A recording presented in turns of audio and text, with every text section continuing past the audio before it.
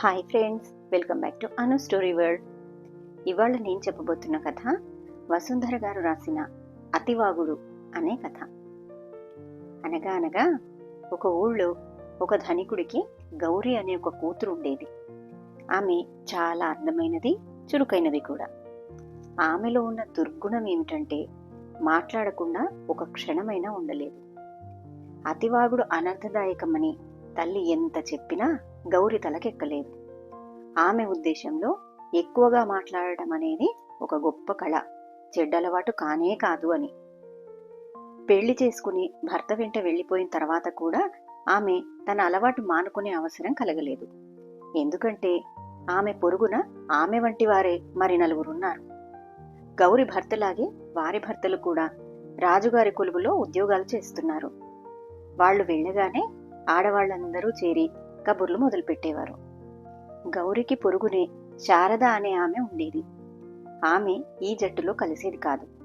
అందుచేత ఈ ఐదుగురికి శారదను చూస్తే తేలిక భావం ఉండేది. ఆమెను గురించి వాళ్ళు వీలైనంత తక్కువ చేసి మాట్లాడుకునేవారు. ఒకసారి ఈ ఐదుగురు ఆడవాళ్లు మాట్లాడుకుంటూ ఉండగా గౌరి కళ్ళు తిరిగి పడిపోయింది.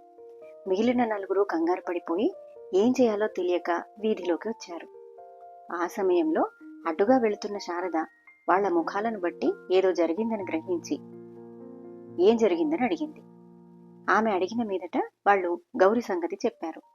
శారద లోపలికి వెళ్లి గౌరి ముఖాన నీళ్లు చల్లి స్పృహ తెప్పించి, నాడి చూసి నవ్వుతూ, నీవు తల్లివి కాబోతున్నావు, కొంచెం జాగ్రత్తగా ఉండు అని వెళ్ళిపోయింది. శారద చెప్పింది నిజమే అయింది. గౌరి గర్భిణిగా ఉండి పుట్టింటికి వెళ్లి పండంటి కొడుకును ఎత్తుకుని తిరిగి వచ్చింది. వస్తూనే ఆమె తనకు తెలిసిన వారందరినీ పిలిచి విందు చేసింది. అందరూ ఏవేవో బహుమతులు తెచ్చారు. అన్ని బహుమతుల కన్నా శారద తెచ్చిన బహుమానం గౌరిని ఎక్కువ ఆకర్షించింది. శారద తన కొడుకు సరిపోయే ఉన్ని దుస్తులు తెచ్చింది. వాటిని శారద స్వయంగా తయారు చేసిందని తెలిసి గౌరి ఆశ్చర్యపోయింది.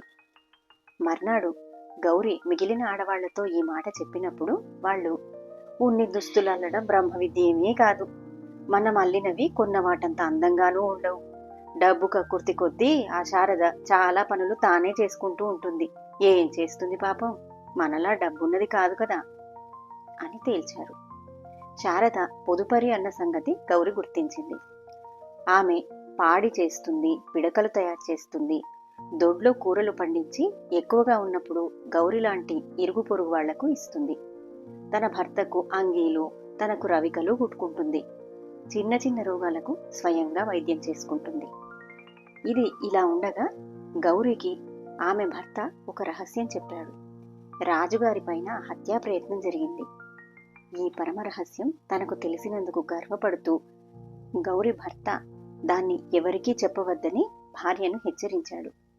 అయితే ఈ రహస్యం గౌరి నోట 2 రోజుల పైన దాగలేదు. 3వ నాడు ఆమె ఈ రహస్యాన్ని తన స్నేహితురాళ్లకు చెప్పి దాన్ని మరెవరికీ చెప్పవద్దని కోరింది. అదే షరతు మీద వాళ్ళు మరికొంతమందికి ఆ రహస్యాన్ని చెప్పేశారు. 4 రోజులు తిరగకుండానే ఆ రహస్యం నగరమంతా పాకిపోయింది. 5వ రోజు రాజభటులు గౌరి భర్తను తీసుకుపోయి కారాగృహంలో పెట్టారు. గౌరి లబోదిబోమంటూ ఏడ్చింది. అయినా ప్రయోజనం లేకపోయింది.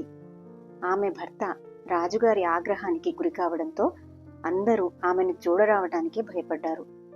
అయితే ఈ సంగతి తెలియగానే శారద గౌరిని చూడవచ్చి తాను చేతనైన సహాయం చేస్తానని హామీ ఇచ్చి గౌరికి కాస్త ధైర్యం చెప్పింది.